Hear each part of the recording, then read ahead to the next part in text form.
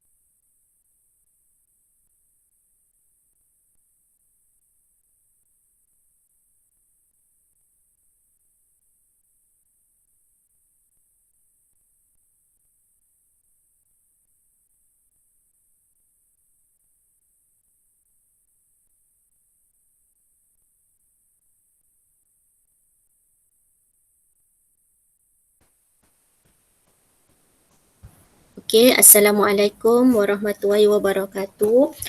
Kita dah boleh start sekarang. Apa khabar semua? Khabar baik. Okey. Baik. Okey. Okey.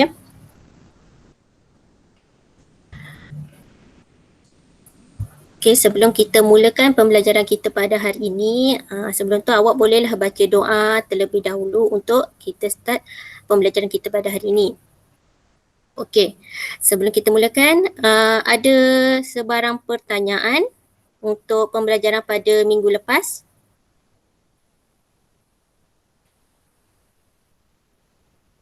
Tak ada. Okey, kalau tak ada, Syali ni siapa? Samhana ke Afrina? Akma. Okey, Akma. Akmal. Okey Akma, sebelum saya mulakan, boleh tak awak bagi tahu peranan usahawan? Bagi 3 saja. 3 peranan usahawan. Mewujudkan peluang perniagaan dan pekerjaan. Okey. Memenuhi kehendak dan keperluan komuniti. Ya. Yang ketiga, mengkaji dan menguji penemuan dan ciptaan baru. Okey, terima kasih Akma. Okey, itu merupakan peranan usahawan. Okey, awak dah fakta tu dah tahu, huraian tu awak boleh ambil keyword-keyword dia sikit. Terusnya Amalina, saya nak tanya agensi, kategori agensi dalam membantu usahawan. Sebutkan 3. Majlis Amanah Rakyat MARA, Perbadanan Produktiviti Negara, Perbadanan Industri Kecil dan Sederhana. Itu dalam agensi apa? Latihan dan Pengurusan. Okey, betul. Awak kenalah tahu juga logo-logo setiap agensi tersebut. Okey. Okey, kita teruskan pembelajaran kita pada hari ini dalam masih tajuk perniagaan dan keusahawanan. Okey, kita dah tahu peranan usahawan, kita dah tahu peranan agensi, kita nak tahu macam mana nak mulakan perniagaan. Okey. Okey, standard pembelajaran kita pada hari ini iaitu 5.1 5.2.1 ia menerangkan pelbagai bentuk dan ciri-ciri organisasi perniagaan dari segi milikan, sumber modal dan liability. Terdapat 5 bentuk pemilikan. Seterusnya kita nak capai 5.2.2 iaitu menerangkan cara memulakan perniagaan. Okey, sebelum kita mulakan untuk membina syarikat, kalau tiga persoalan ni sentiasa ada pada diri seseorang untuk tak kira pada usahawan ke, pada masyarakat ke, ini adalah contoh dia. Contoh persoalan yang ada pada kita, iaitu apakah jenis perniagaan yang ingin anda mulakan. Seterusnya persoalan pada adakah identiti perniagaan tersebut adalah milik anda sepenuhnya. Yang seterusnya, atau adakah anda mempunyai rakan kongsi yang boleh bersama-sama untuk menanggung segala aset dan liability syarikat. Persoalan ini sentiasa kalau untuk pada usahawan atau nak buka perniagaan.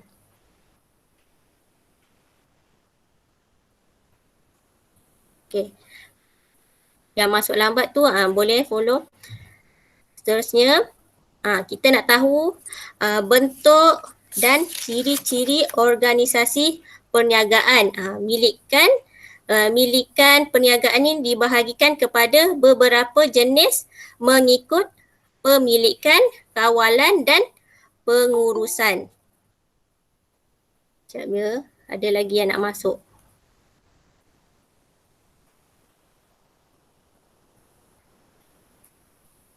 Okey,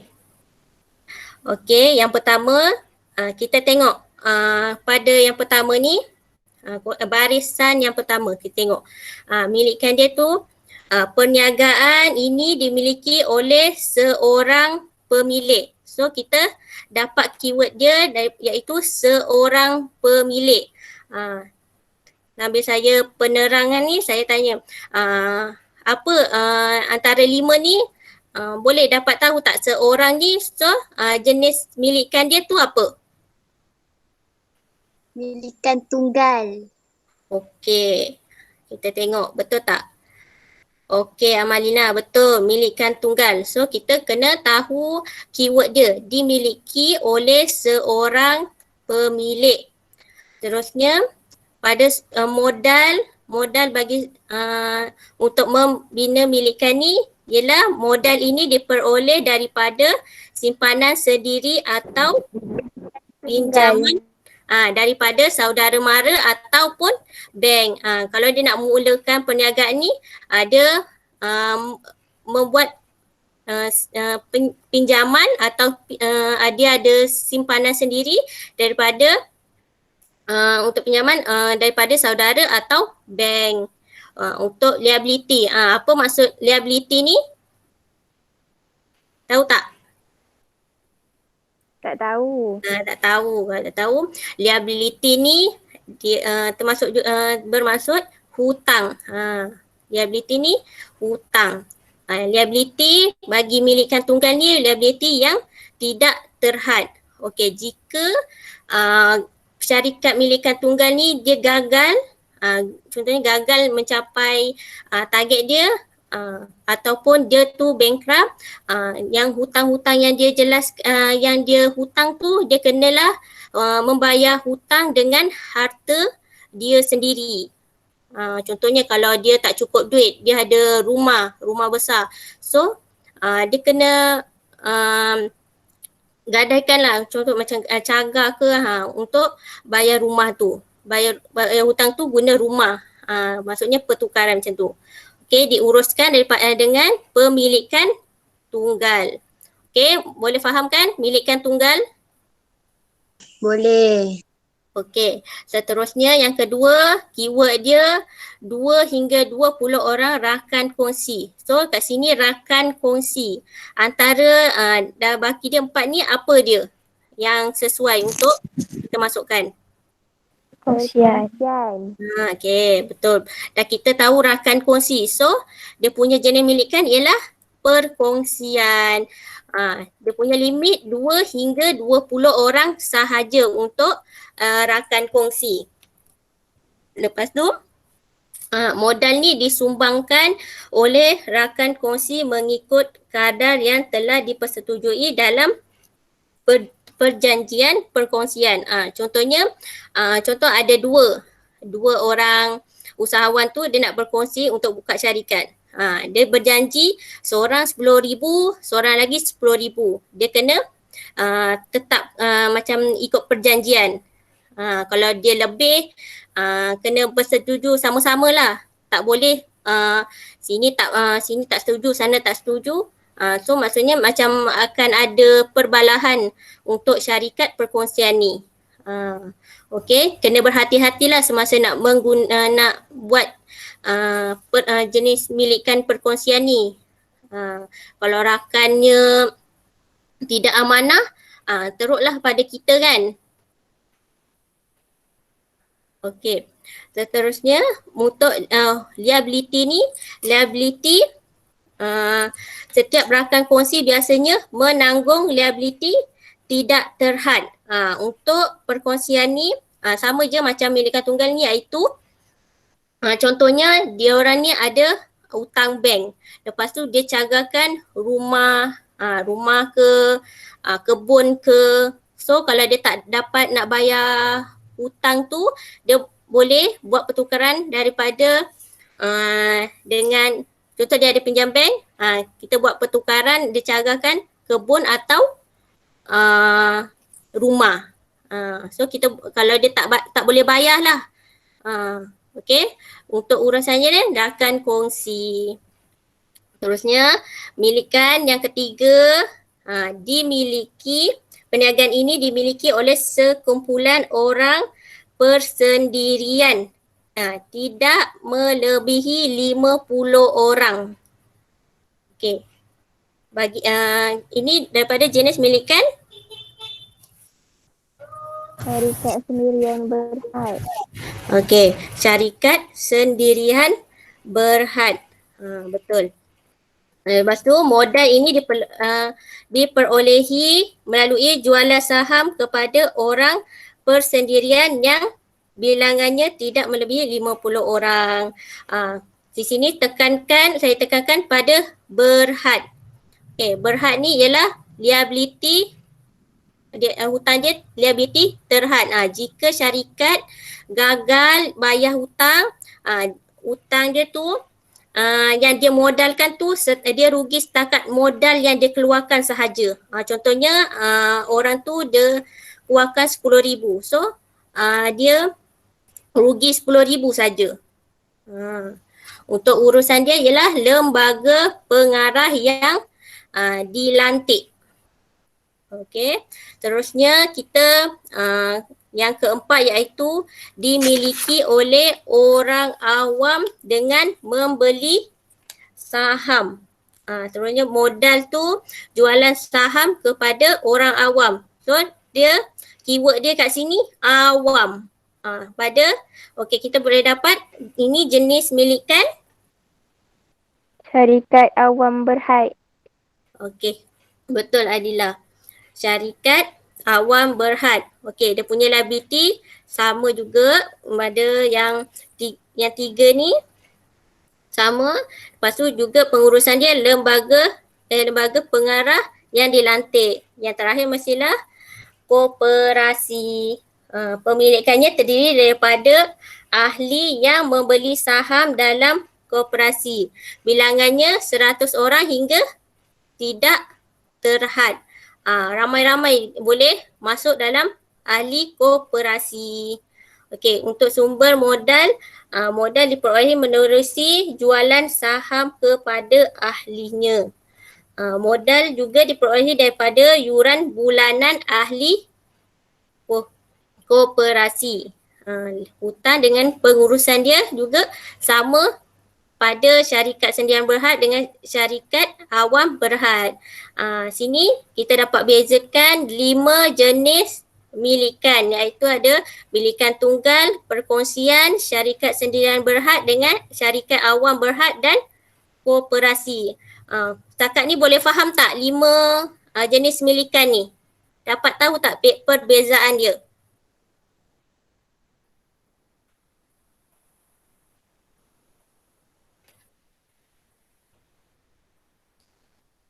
Boleh tahu tak? Dapat cikgu. Dapat. Okey, dapat. Adila, terima kasih. Okey, kita untuk yang kita nak tahu bezakan, kita kena tahu keyword-keyword yang saya telah merahkan ni. Seorang, rakan kongsi, persendirian tidak melebihi 50 orang, yang ni orang awam dengan ahli 100 orang hingga tidak terhad. Okey, seterusnya ini adalah contoh milikan tunggal. Kita tengok dia punya papan tanda kedai ni. Kedai kek Suraya Enterprise. Ini milikan tunggal, maksudnya nama dia Suraya. So nampak kat sini kan dia seorang saja owner kedai ni. Dia pengurus syarikat ni. Kedai ni. Yang ni pula kita nampak tengok kedai runcit Ajisman. Ajisman ni yang kedai ni, pengurus kedai ni. Sama juga klinik pergigian Firdaus. Terusnya kita tengok contoh perkongsian. Dapat tak tengok? Dapat faham tak yang macam mana signboard ni? Klinik Maimunah dan rakan-rakan. So dia berkongsi dengan Rakan-rakan. Dia berkongsi dengan rakan-rakannya. Ini juga pusat pergigian Lim dan Sim. Kat sini ada 2 orang pengurus dalam syarikat ni. Syarikat pusat pergigian ni. Terusnya kita tengok contoh syarikat Sendirian Berhad. Sendirian Berhad ni oleh Sendirian Berhad, belakangnya masih ada Sendirian Berhad. Weh, dapat tak? Dapat kan? Ada yang berhad ni. Kita tengok dekat dia punya nama syarikat tu. Seterusnya contoh syarikat awam berhad. Ni digunakan oleh orang awam. Semua kita gunakan. Train, Petronas, Pos Malaysia, semua kita gunakan. Tu dia panggil syarikat awam berhad. Terusnya contoh koperasi. Macam koperasi kat sekolah. Itulah bagi contoh koperasi. Okey, seterusnya. Okey, kita try uji minda untuk awak faham ke tak. Yang pertama, Adila. Antara pilihan di bawah manakah bukan kategori sebagai bentuk pemilikan perniagaan? Mana bukan dikategorikan sebagai bentuk pemilikan perniagaan? Kena ingat apa Ikut bentuk. cikgu. E. Jawapannya E. E.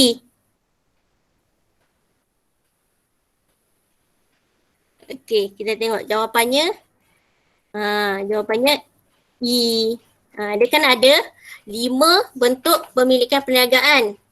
Yang pertama milikan tunggal, perkongsian ada kat sini, koperasi, sendirian berhad dengan sendirian awam berhad. Dia ada lagi nak masuk.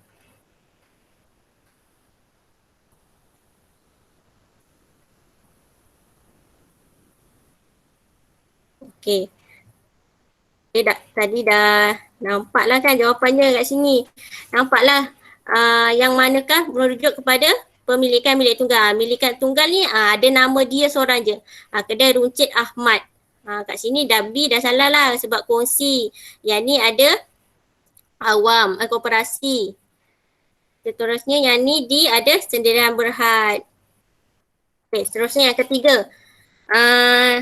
Try Akma. Berdasarkan pernyataan di bawah, apakah jenis milikan? Pemilikan dimiliki oleh 2 hingga 20 orang rakan kongsi.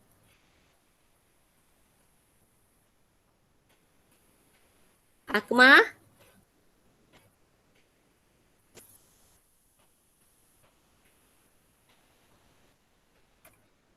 Adila. B. Perkongsian. Okey, betul Adila. Okey, yang soalan keempat, maksud koperasi ialah Samhana?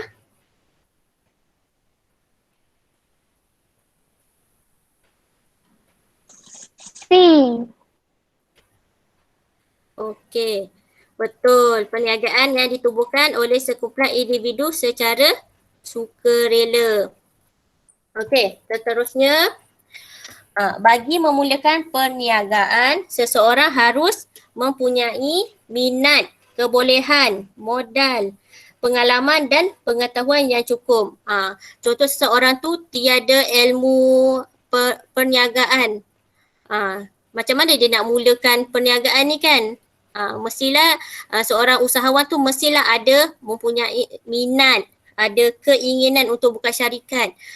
Contohnya sebelum dia nak mulakan perniagaan ni, dia ambil kursus atau seminar. Seminar untuk menjadi seorang usahawan, jadi seorang usahawan berjaya ke. Dari situlah boleh kita nampak dia minat tentang selok-belok perniagaan ni. Kalau dia tak ada minat, tiba-tiba je dia nak buka perniagaan, mungkin akan terdapat sedikit masalah ke, dia cepat give up ke, cepat tak tahu nak selesaikan masalah perniagaan dia tu macam mana. So kita kena ada ilmu, ada minat untuk mulakan perniagaan. Okey, kita ada cara memulakan perniagaan. Yang pertama, memulakan perniagaan baharu. Di sini pada perniagaan baharu. So kita nak buka perniagaan, contoh macam produk baru ke, barang baru, bangunan baru. So kita kena tahu, kita kena ada minat dan keinginan. Okey, seterusnya sebelum usahawan ni nak mulakan perniagaan baharu, usahawan tu mestilah menjalankan kajian untuk mengenal jenis produk apa yang dia nak jual, sasaran pelanggan. Contoh produk biskut, dia nak sasarkan kepada siapa? Dewasa, kanak-kanak, orang yang berkerjaya, macam gitu. Dia nak sasarkan dia punya produk ni kepada siapa. Dan seterusnya, peluang perniagaan yang wujud di sekitarnya. Kita kena dia tahu peluang perniagaan. Contoh dalam kawasan tersebut dekat dengan sekolah. Mungkin dia boleh jual produk yang berkaitan dengan alat-alat tulis. Nanti kalau macam senanglah pada dia untuk peluang dia berniaga dekat sekolah tu, balik sekolah je kadang budak nak beli pen ke, situ kita boleh dia dapat tahulah peluang perniagaan dia tu di area situ. Okey, terusnya individu usahawan tersebut mestilah yakin diri yang tinggi dan mempunyai modal yang mencukupi. Sama ada dia nak sendirian berhad, nak buat bisnes sendiri ataupun nak kongsi, dia kena keluarkan modal. Tak kisahlah ada modal tu dari perkongsian atau sendiri. Okey, dengan adanya mula perniagaan ni, dia dapat mempunyai pengetahuan atau pengalaman dalam perniagaan yang diceburi. Okey, faham boleh? Boleh. Okey, Boleh. cara yang seterusnya, mengambil alih perniagaan. Dia nak usahawan ni nak ambil alih perniagaan. Dia bukan sahaja membeli, bermakna dia membeli perniagaan yang telah sedia wujud dan mengambil alih pentadbiran serta pengurusan daripada pemilik lama. Contohlah burger ni kan, store burger ni, dia owner dia dah tak cukup modal. So ada usahawan baru yang nak ambil alih dia punya store burger ni. So kat sini dapatlah dia yang usahawan yang baru tu dapatlah kelebihan Kelebihan dia kat sini dia dah ada stall dia sendiri ni. Dia tinggal beli je lah benda ni pada owner lama. Lepas tu mungkin dah ada pelanggan pada store burger ni. Dia kat situ bolehlah ambil pelanggan. Lepas tu usahawan yang baru ni mungkin dia ada idea yang terbaru, contoh nak buat promosi ke. Macam itulah. Untuk seterusnya, usahawan ni bukan sahaja mengambil alih aset perniagaan tetapi mengambil alih liability perniagaan berkenaan. Okey. Boleh faham tak yang untuk mengambil alih perniagaan ni? Boleh.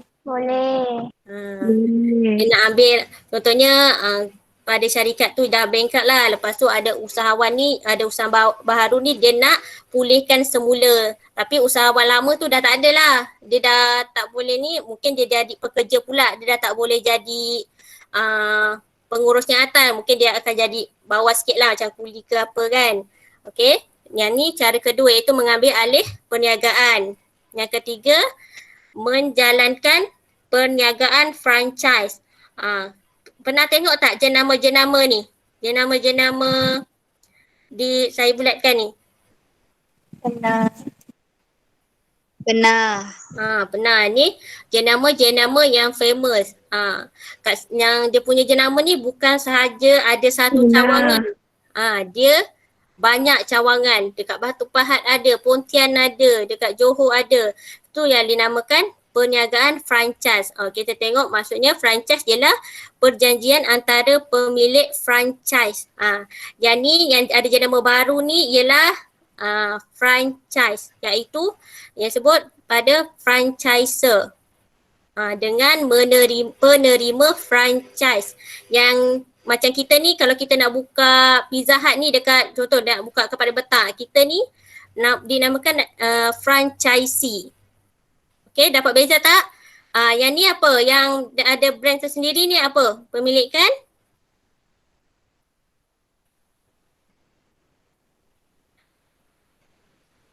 Pemilikan franchiser. Yang kita ni kalau kita nak buka ni kat Perbetan, namanya kita franchisee. Untuk menyelesaikan urus niaga barang atau perkhidmatan dengan menggunakan tanda dagangan atau jenama franchiser. Yang ni contoh KFC. Dia ni, pengurus dia ni, dia bukan bocorkan. Dia share dia punya resepi, cara menguruskan dia, cara latihan pekerja. Dia share dia punya strategi kepada kita. Tu dinamakan perniagaan franchise. Lepas tu kita ni, kita dah ambil brand dia, kita dah ada keuntungan sikit, kita membayar royalty atau peratus keuntungan kepada pengurus dia. Macam contoh KFC, kita kena bayarlah dekat KFC ni. Boleh? Boleh faham? Boleh. Okay. Boleh. Kita nak tahu boleh ke tak boleh, kita uji lagi. Berikut merupakan cara memulakan perniagaan kecuali A. Menjalankan perniagaan franchise, B. Mengambil alih perniagaan, yang C. Menjalankan perniagaan atas talian, D. Memulakan perniagaan baharu. C. C Siapa? Aisyah? B ke C? Ya. Saya C. C. Ni suara bangun tidur C, iaitu okey tak? Okey cikgu. Okey, jawapannya C. Menjalankan perniagaan atas talian. Di sini disebutkan kecuali. Dia kecuali perniagaan atas talian. Kalau perniagaan atas talian ni juga ada, tapi dia kena itu mungkin setelah dia memulakan perniagaannya. Barulah dia ada teknik untuk berniaga atas talian. Okey, nombor 2. Fatin, memulakan perniagaan sendiri perlu mempunyai kecuali D. Betul. Janganlah kita ni nak berniaga nak ikut-ikut kawan. Kalau orang kawan nak jual spaghetti, kita nak jual spaghetti. Dia laku sikit, kita pun nak jual. Okey. Terusnya, Fadlin. Berdasarkan logo itu, apakah jenis perniagaan di atas? Jenis perniagaan di atas apa? Jenis dia Yang bukan yang jenis Perniagaan. milikan, yang cara memulakan perniagaan. Perniagaan franchise. Okey, betul-betul. Perniagaan franchise. Okey, seterusnya Natasha, apakah maksud pengambil alih perniagaan?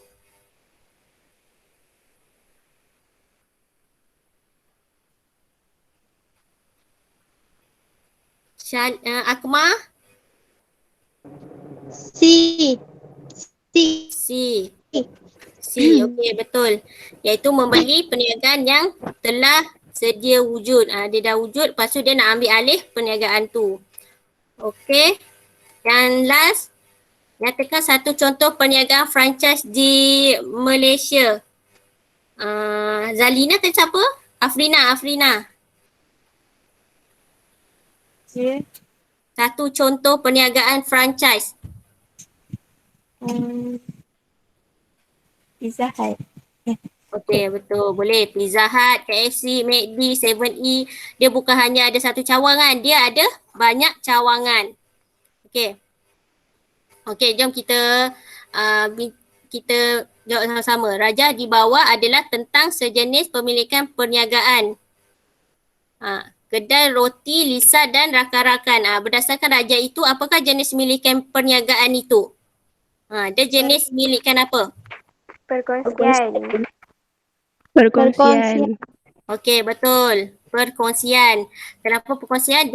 Dia sebab ada perkataan dan rakan-rakan.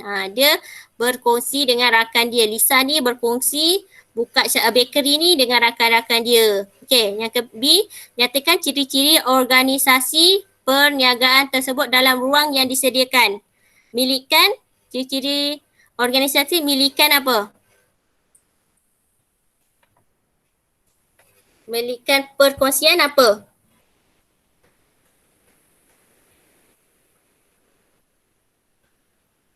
Anissa? Dimiliki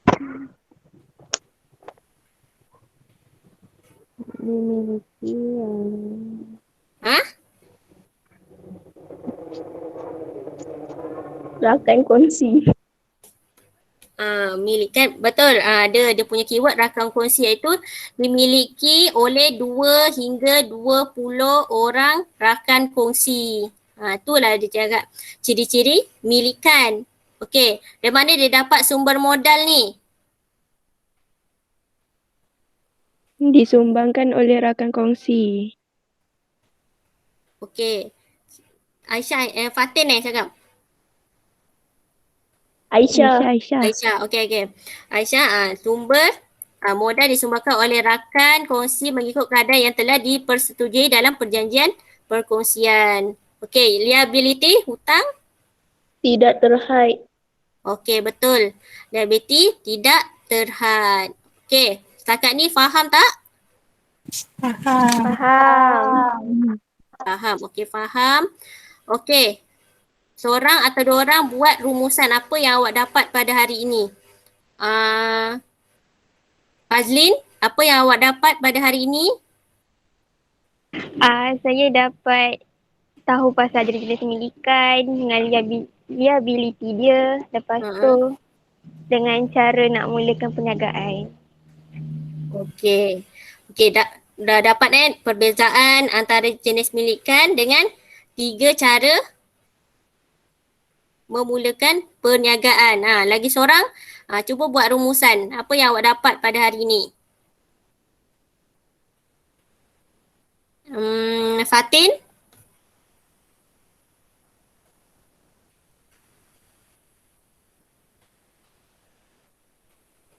Fatin ada? Dapat mengetahui pelbagai jenis milikan dengan cara memulakan perniagaan. Okey. Okey, dapatlah kan pada hari ni. Iaitu awak kena tahu ada 5 jenis milikan. Awak kena tahu perbezaan dia mengikut ciri-ciri yang dihendaki. Ciri-ciri milikan, sumber modal dengan liability dia. Okay. Terusnya awak juga kena tahu 3 cara memulakan perniagaan. Untuk memulakan perniagaan ni, usahawan perlulah mempunyai minat, kebolehan, modal tersendiri, pengalaman dan pengetahuan yang cukup berkenaan dengan perniagaan. Okey? Boleh setakat ni? Boleh. Okey. Kalau tu, okey, kita sambung pada offline, iaitu nanti saya akan beri latih to be. Saya akan bagi pada di WhatsApp group untuk awak buat latihan ni. Okey, sebelum kita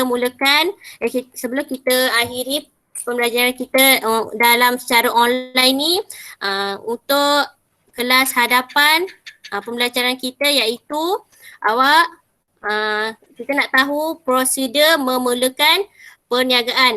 BSDA ni belajar sebelum diajar. So awak boleh buka muka surat 223.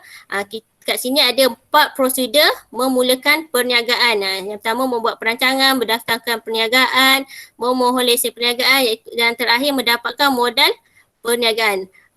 Untuk mendaftarkan perniagaan ni, kalau tengok dalam buku teks, terdapat borang-borang yang usahawan perlu menulis untuk mendapatkan lesen perniagaan ni. So nanti saya akan edarkan borang tersebut terlebih dahulu sebelum saya ajar. Borang tu awak boleh print. Saya akan bagi pada WhatsApp group, awak boleh print. Kalau tak boleh print, awak boleh photostat lah. Nanti saya akan bagi, boleh je photostat. Okey. Okey, boleh semua? Boleh. Okey, boleh. Yang prosedur ni cukuplah setakat ni awak tahu dulu. Saya bagi bayangan dulu. Nanti awak boleh baca terlebih dulu sebelum saya membuat penerangan. Okey, sekarang ni terima kasih. Saya akan bagi kerja secara offline iaitu latih to be tu, dan awak boleh hantar melalui WhatsApp atau pesanan pada saya untuk saya semak awak ni faham tak dalam bab keusahawanan dan perniagaan ni. Okey, boleh? Boleh. Okey, harap masing-masing bagi kerjasama. Okey, untuk menghantar. Untuk tugasan-tugasan yang sebelum ni ada juga yang beberapa orang yang tidak hantar. So bolehlah hantar untuk saya, isikan awak punya markah dalam PBD. PBD. Kalau awak tak buat, saya tak tahu, so awak tak dapatlah markah tu. Tahu? Okey, sekarang ni ni data tubih ni nanti saya akan bagi pada di WhatsApp. So, kita akhiri pada kita di online ni dan kita akan terus pada offline, okey? Terima kasih. Terima kasih cikgu.